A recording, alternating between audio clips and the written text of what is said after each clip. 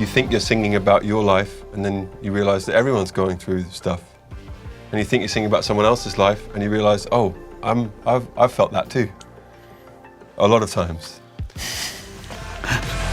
higher power got me singing every second, dancing every hour. Oh yeah, you've got a higher power, and you're really someone I wanna know. I mean, it probably took a little bit longer because it was a bit harder for us to get together when exactly when we wanted to. You know, we'd have to find countries that would let us all in at the same time because we were coming from different places.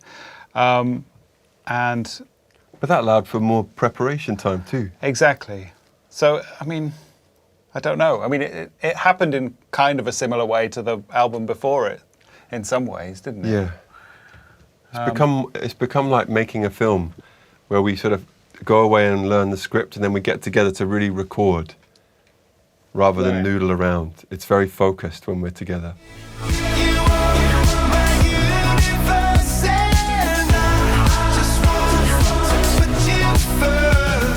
I think an appreciation for bands in general.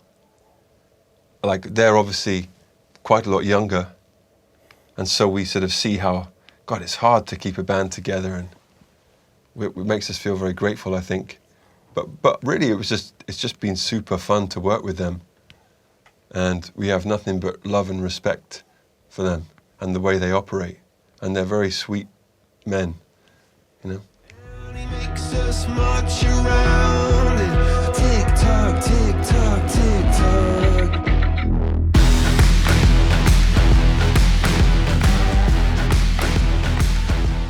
We don't often do songs that you might describe as angry, but this would probably get close to that.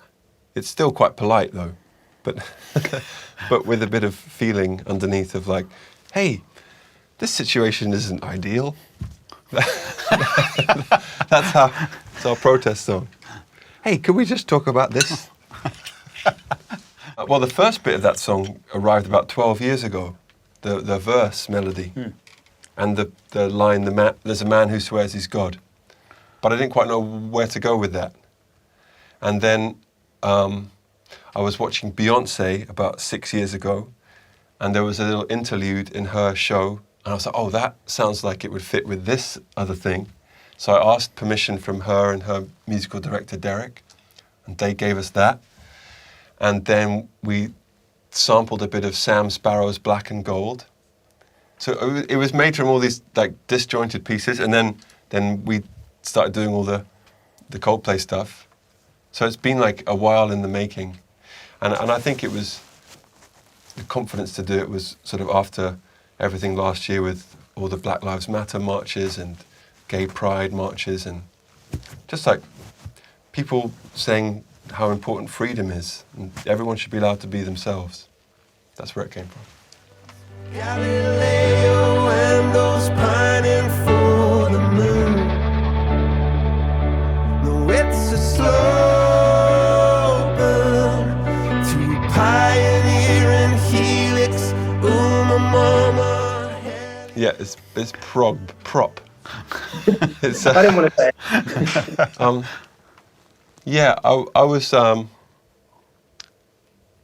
It was like a sort of more traditional ballad for a while, but it just felt like it wasn't being brave enough. So last Christmas time, I was up in the mountains with a borrowed keyboard, and the person I really love said, just be free with that song, see what happens. So I just played it and let any idea that wanted to come through just came through. And at the end, it was 10.5 minutes. I was like, well, no one's going to accept this, but I really like it.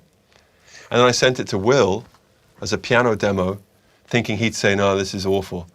And he said, all right, let's try it. And that was only, 10 months ago. Probably a song called Humankind. I don't know, Niall, because I like it. And you asked me a question. I think, yeah.